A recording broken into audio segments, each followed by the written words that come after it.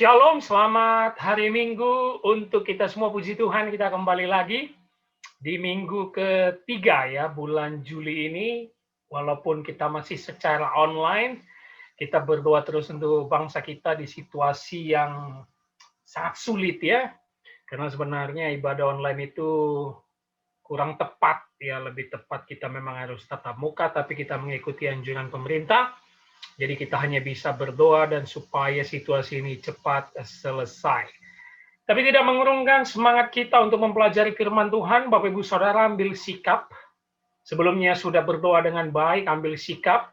Dan terutama ambil Alkitabnya. Ini kelemahan kita yang kalau beribadah di rumah ini sambil malas-malasan nonton ibadah online-nya, sambil makan lah, sambil minum, sambil selonjoran, sambil tidur, tidak mau mengambil Alkitab. Ambil Alkitabnya, karena gereja kita adalah gereja yang belajar dan memuridkan. Dan hari ini kita melanjutkan eksposisi kita dari Injil Markus pasal 5. Kemarin sudah sampai ayat 10. Ini minggu ketiga. Dan hari ini kita akan nanti mulai di ayat 11. Kita lihat kita akan sampai di ayat keberapa. Minggu lalu kita terakhir berbicara di ayat 10, di mana ketika Yesus mau mengusir roh jahat di Danau Gerasa ini, roh jahat itu katanya tidak mau meninggalkan daerah itu. Kita sudah bahas di minggu lalu, mungkin karena ini memang daerah penyembahan berhala, mungkin ini daerah bangsa asing non-Yahudi, sehingga mereka sudah nyaman dan bahkan sudah menyatu dengan masyarakatnya yang ikut kesetanan juga. Dan kita tahu orang ini kerasukan legion yang katanya itu adalah batalion dari Romawi, 6.000 orang. Tapi kita tidak bilang 6.000 setan yang merasuki dirinya, tapi legion yang artinya kami banyak. Nah itu dia, di ayat-ayat sebelumnya di minggu lalu. Kali ini kita mulai di ayat 11, Bapak Ibu Saudara. Mari buka Alkitab kita, supaya kita menggalinya, memahaminya, mengeksposnya. Markus pasal 5 ayat 11, saya bacakan untuk Bapak Ibu Saudara di rumah, agar bisa mengikutinya dengan baik. Adalah di sana di lereng bukit sejumlah besar babi sedang mencari makan. Adalah di sana di lereng bukit. Jadi ini memang daerah yang kalau kita mulai dari 2 minggu lalu di ayat 1, ini daerah di Gerasa ini yang sekarang itu kalau kita ke daerah di sana itu disebut kota kursi. Kursi ya. Jadi nama Gerasa sudah nggak ada di daerah itu, tapi dikenal sekarang kota kursi. Memang memiliki daerah yang landai ya, di lereng perbukitan landai, dan ada satu tempat beberapa mil, 2 mil menuju selatan di daerah kota kursi itu, dia landai ke bawah seperti lereng bukit, dan itu menuju ke danau di bawahnya. Jadi memang tinggi. Dan kita 2 minggu lalu sudah belajar tentang geografi tempat ini, bahwa pekuburan, ya, tempat orang kerasukan ini sedang berkeliaran atau tinggal, pekuburan itu disinyalir berada di lereng perbukitan. Oke, berada di lereng perbukitan. Makanya di ayat 11 dikatakan adalah di sana di lereng bukit, jadi memang daerah ini terkenal dengan dataran tingginya, bukitnya. Sejumlah besar babi sedang mencari makan. Menarik. Sejumlah besar babi sedang mencari makan. Setelah daerah ini ada pekuburan, babi menjadi tanda bahwa Gerasa atau Gedara adalah tempat bangsa non-Yahudi. Ini menekankan bahwa jelas tempat ini adalah tempat bangsa asing. Kenapa? Karena orang Yahudi tidak mungkin memelihara babi. Tidak mungkin. Mereka tidak mungkin memelihara babi, tidak mungkin makan babi karena itu haram. Dan itu diatur di kitab Taurat Perjanjian Lama, ada di kitab Keluaran ataupun Imamat, bahwa babi adalah binatang haram. Jadi bagi Bapak Ibu Saudara yang sering berpergian ke Israel, jangan coba-coba cari babi, jangan coba-coba cari saksang atau BPK, atau jangan coba-coba pengen berinvestasi membangun usaha BPK di sana. Nggak akan mungkin ya. Ini adalah haram bagi mereka. Sehingga kita tahu dari profil tempat ini, ada banyak setan di mana dia merasuki orang di Gerasa itu, terus ada pekuburan yang di mana bagi orang Yahudi itu najis ya, mendekati orang kerasukan saja itu najis, unclean spirit, mereka harus clean. Jadi tidak mungkin bisa bersentuhan dengan unclean spirit, dan mereka tidak mungkin dekat dengan pekuburan karena itu najis, dan tidak mungkin memelihara babi karena itu haram. Jadi lengkaplah bahwa Markus ingin menjelaskan Gerasa adalah tempat bangsa non-Yahudi. Kita lanjutkan ayat 12-nya, Bapak Ibu Saudara. Perhatikan. Ayat 12-nya, lalu roh-roh itu meminta kepadanya, katanya, suruhlah kami pindah ke dalam babi-babi itu. Biarkanlah kami memasukinya. Waduh. Perhatikan kalimat awalnya di ayat 12, Bapak Ibu Saudara. Lalu roh-roh itu meminta kepadanya. Garis bawahi kata meminta. Begging.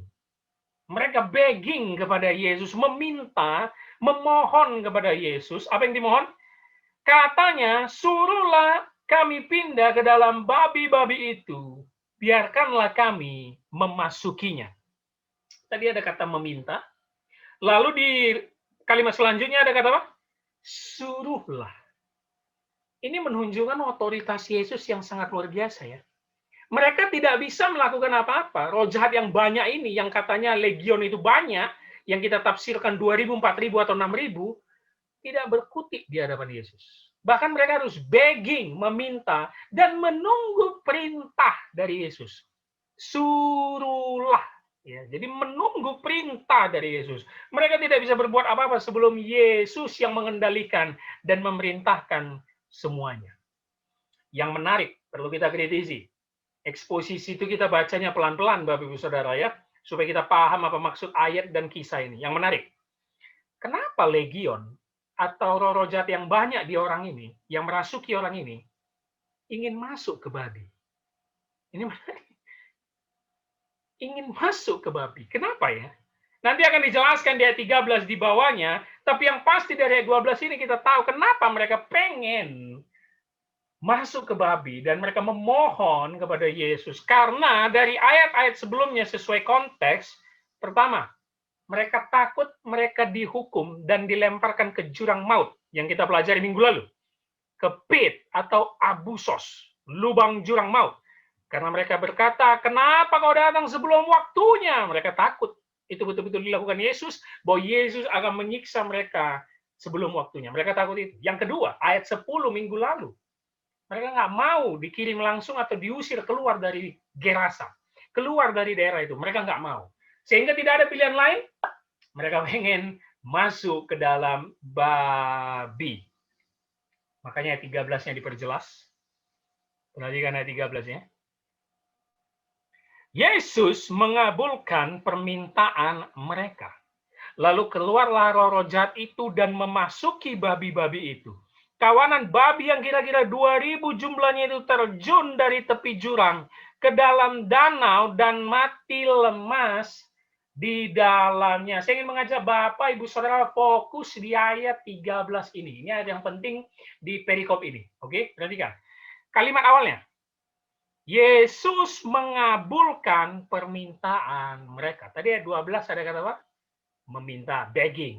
Lalu suruhlah mereka menunggu perintah dari Yesus. Dan ayat 13, Yesus mengabulkan permintaan mereka. Kata mengabulkan dalam bahasa aslinya Yunani epitrepo, bisa juga artinya give permission, memberikan izin. Jadi menarik ya. Yesus memegang kuasa, kendali, dan memiliki otoritas terhadap legion roh jahat yang sangat banyak di dalam tubuh orang ini. Makanya katakan Yesus memberikan izin, Yesus mengabulkan permintaan mereka. Yang menarik, kita kritisi Bapak Ibu Saudara. Kenapa Yesus mengizinkan? Nah itu dia. Ada beberapa alasan yang bisa kita pahami dari konteks ini. Kenapa Yesus mengizinkan dan mengabulkan permintaan mereka supaya mereka pindah ke dalam babi-babi?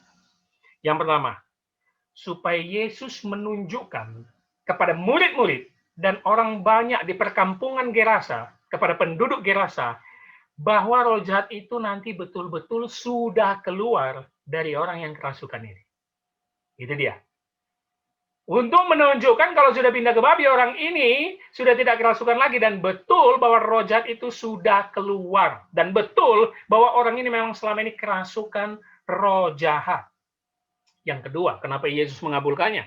Tentu untuk menunjukkan kuasa dan otoritasnya di hadapan murid-murid dan orang banyak, bahwa dia Allah yang berkuasa atas roh jahat. Mau sebanyak apapun roh jahat itu, tidak bisa menakut-nakuti atau mengintimidasi Yesus. Dia berkuasa. Makanya give permission. Setan-setan yang banyak itu tidak bisa berbuat apa-apa sebelum mendapat izin dari Yesus. Itu yang kedua.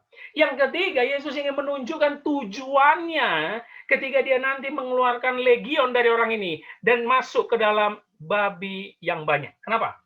Roh jahat atau legion hanya alat yang dipakai oleh Yesus atau dipakai oleh Allah yang berdaulat untuk menunjukkan tujuannya kepada orang banyak di Gerasa. Kita akan tahu tujuannya nanti saat perikop ini sampai di ayat terakhir ayat 20 dari keseluruhan kisah ini. Ada tujuan yang dimau Yesus untuk menunjukkan selain dia berkuasa dan menunjukkan roh jahat itu bisa diusirnya, tapi tujuannya adalah penginjilan di Gerasa kepada seluruh penduduk yang tidak percaya. Mereka non-Yahudi. Mereka tidak percaya kepada Allah. Ada tujuannya. Kenapa? Kita perlu tahu dari keseluruhan Alkitab, setan atau roh jahat tidak bisa berbuat apa-apa tanpa perintah dan otoritas dari Allah. Itu dulu ya. Setan atau roh jahat tidak bisa berbuat apa-apa tanpa perintah dan otoritas dari Allah. Tapi, setan sering dipakai Allah atau diizinkan Allah untuk menggenapi tujuan dan rencananya.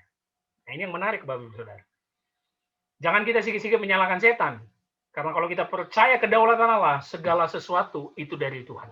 Kalau kita baca Alkitab secara baik dan teliti, kisah Ayub jelas, setan tidak bisa mengganggu kehidupan Ayub kalau belum diizinkan Allah. Kita baca kitab Ayub, nanti bisa dibaca.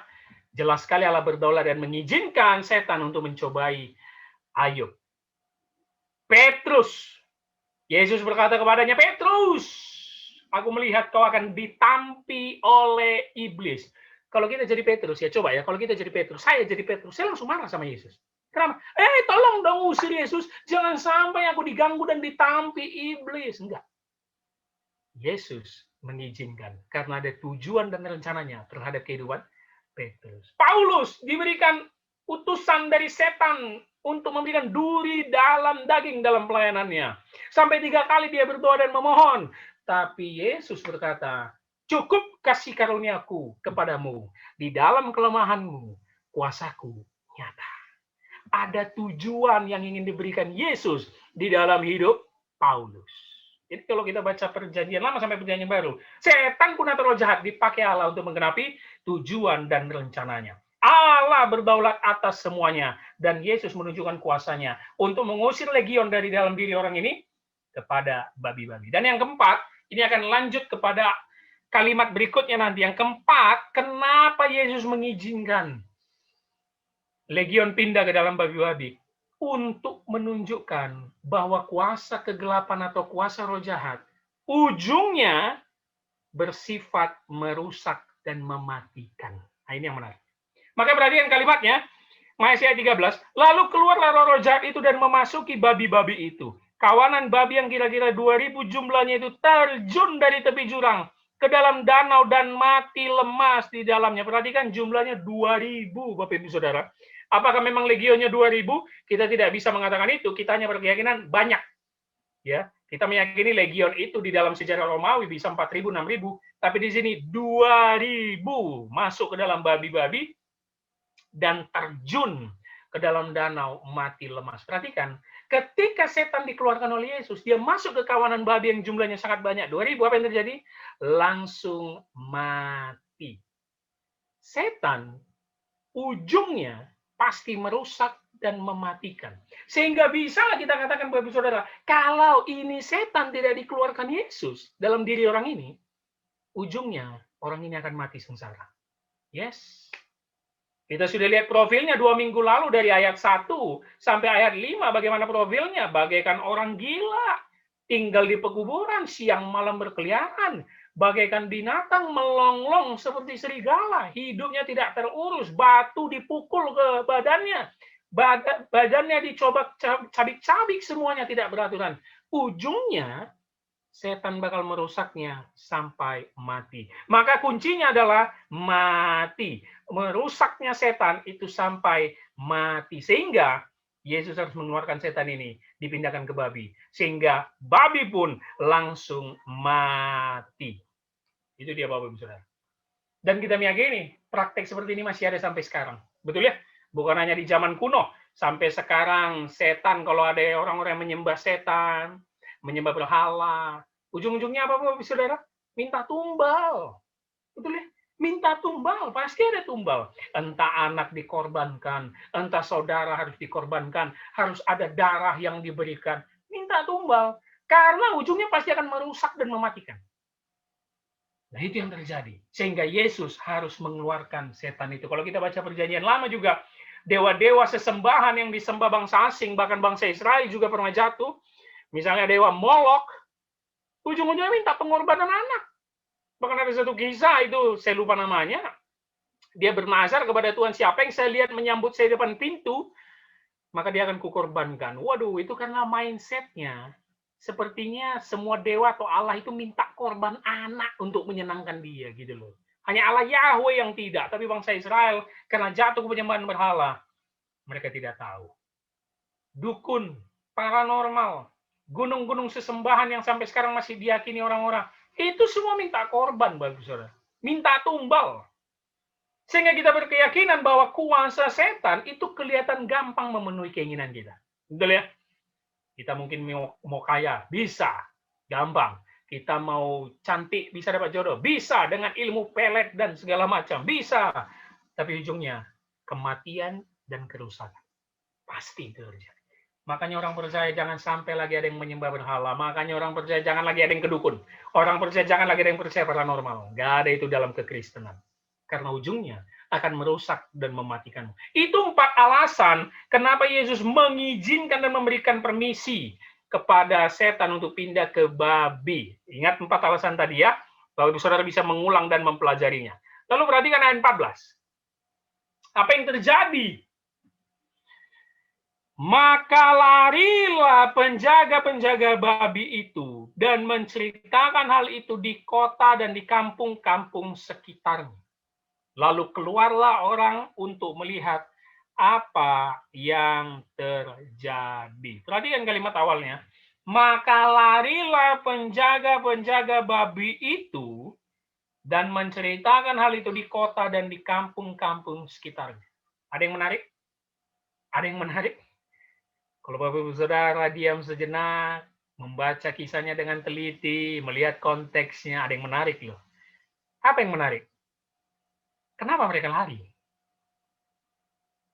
Wah, mungkin mereka terkejut, Pak Pendeta. Seharusnya respon pertamanya bukan lari. Apa respon pertamanya, Bapak Ibu Saudara? Coba kita aja sekarang. Jadikan dirimu penjaga-penjaga babi itu. Apa responmu pertama? Marah. Betul dong. Gila, 2000 peliharaan babi kami mati terjun ke danau gara-gara si Yesus ini. Marah seharusnya. Tapi Injil sinopsis, Matius, Markus, Lukas yang mencatat kisah ini, tidak ada teks yang mengatakan penjaga-penjaga babi itu marah. Aneh loh. Aneh sekali. Kalau 1-2 babi oke lah ya, cincai lah ya. 1-2 babi ya. Itu pun kalau kita di orang Batak misalnya, alamak. Kalau kita memang punya usaha itu, emosi kita pasti 1 babi itu bernilai sangat besar. Ini 2000 cuy, 2000 babi. Tapi apa yang terjadi? Mereka lari dan menceritakan hal itu di kota dan kampung sekitarnya.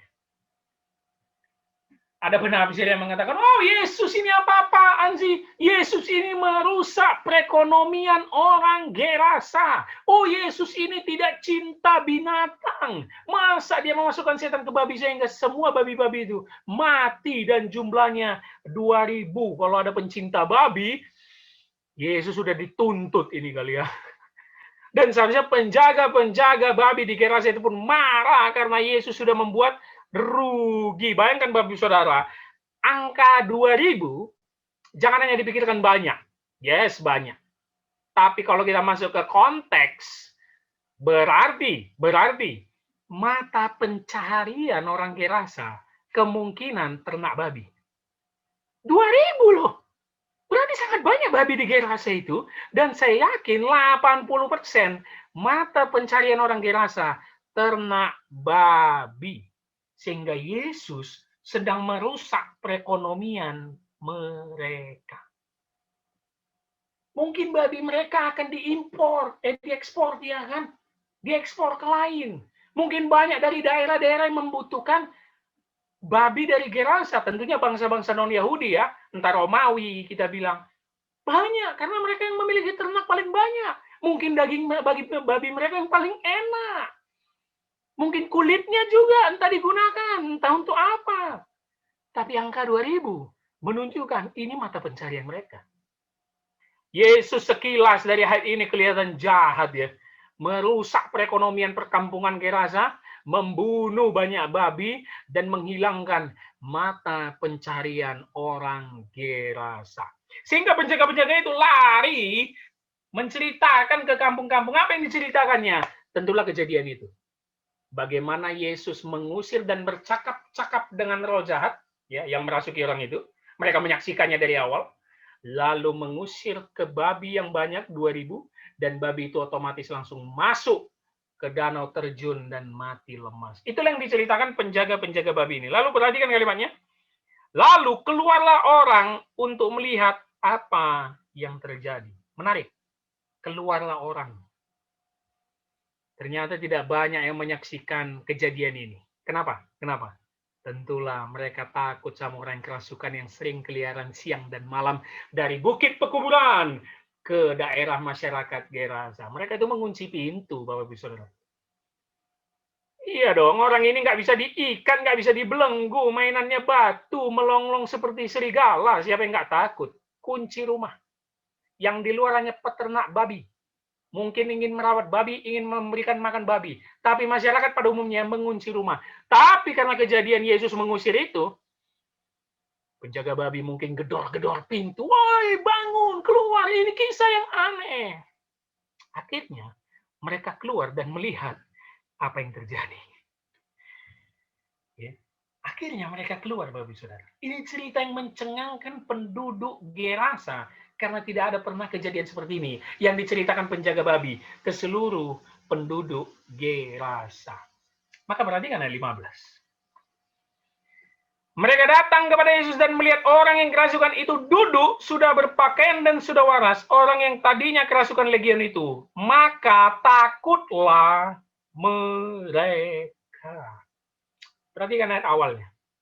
Mereka datang kepada Yesus. Akhirnya seluruh penduduk keluar pintu. Datang ke TKP, melihat Yesus, mereka datang kepada Yesus dan melihat, tentu orang kerasukan itu di sebelah Yesus, dekat Yesus. Orang kerasukan itu duduk, perhatikan duduk. Mungkin duduk, lemas, bengong, yang biasanya berkeliaran siang dan malam, lari-lari ke sana kemari, sekarang duduk. Lalu apa? Sudah berpakaian, berarti selama ini dia lari-lari sambil telanjang, Bapak Ibu Saudara. Dia berteriak, menjerit, melonglong seperti serigala dalam keadaan telanjang. Tentu telanjang sini mungkin bukan telanjang bulat ya. Terminologi kalimat berpakaian tidak berpakaian dalam budaya Yahudi itu biasanya hanya pakai bagian dalam saja. Itu bukan telanjang bulat ya. Dan apa? Sudah waras. Tahu dari mana penduduk Gerasa dia sudah waras? Nah ini menarik. Iya, tahu dari mana? Tentu dia sudah duduk, dia bengong, mungkin matanya sudah normal, tidak ada air liur lagi, dan dia diam. Karena biasanya kelakuannya apa? Menjerit-jerit, teriak-teriak, melonglong, memukuli badannya dengan batu. Sekarang duduk, diam, santai, sudah waras. Wow. Makanya mereka berani mendekat, Bapak Ibu Saudara. Karena sudah waras. Orang yang tadinya kerasukan legion itu. Tapi yang menjadi inti kalimat terakhirnya di ayat 15. Apa? Maka takutlah mereka. Aneh ya? Nah, ini enaknya kita eksposisi ya. Kenapa mereka takut? Takut sama siapa, Bapak Ibu Saudara? Kan udah waras. Kan udah hilang setannya. Kan dia udah nggak menjerit-jerit lagi. Udah nggak mukul-mukuli badannya dengan batu. Maka takutlah mereka. Kok udah sembuh takut? Kalau masih kerasukan wajar mereka mengunci pintu, mereka takut. Ini orang nggak bisa dirantai, ini orang nggak bisa dibelenggu. Sekarang sudah berpakaian, sudah duduk, sudah waras. Kok ada kalimat, maka takutlah mereka. Kalau dibilang maka bingunglah mereka, masih masuk akal ya. Waduh, kok bisa ini orang sembuh? Kok bisa ini orang waras? Waduh, kok bisa dia sekarang sudah berpakaian rapi, udah diam, nggak banyak lagi teriak-teriak. Oh, setannya sudah keluar. Oh, kenapa ya bisa terjadi? Mungkin itu akan membingungkan penduduk Gerasa dan itu hal mencengangkan. Wajar. Wajar. Karena selama ini nih orang sudah terkenal kayak orang gila, kerasukan seperti binatang. Sekarang duduk santai. Wajar. Tapi kenapa kalimatnya? Maka takutlah mereka. Bapak saudara, tahu nggak kalimat ini siapa? Mereka takut kepada Yesus. Ini akan dijelaskan dari ayat 16 sampai 20 ke bawah nanti, dan itu menjadi inti dari cerita perikop ini. Maka takutlah mereka, mereka takut kepada Yesus. Gila ya. Inilah orang yang sudah nyaman bergaul dengan setan. Ketika Yesus hadir, ketika firman hadir, mereka ketakutan. Saya minggu lalu bilang, mereka ini nyaman bergaul dengan setan dan mereka pun nyaman kesetanan. Sehingga ketika hal yang benar datang, mereka nggak masuk akal dan merasa takut. Mereka takut melihat Yesus. Kenapa? Mungkin dalam pikiran mereka, wow, ada kuasa yang sangat besar, yang dimana selama ini kita tidak bisa belenggu dan merantai ini orang. Tapi ini orang, si Yesus ini, bisa buat orang ini duduk, berpakaian, dan sudah waras, hilang semua roh jahatnya. Wow, siapa ini orang? Ini hal yang baru, ini mencengangkan kita. Aduh, jangan-jangan ini orang penghulunya setan. Iya kan?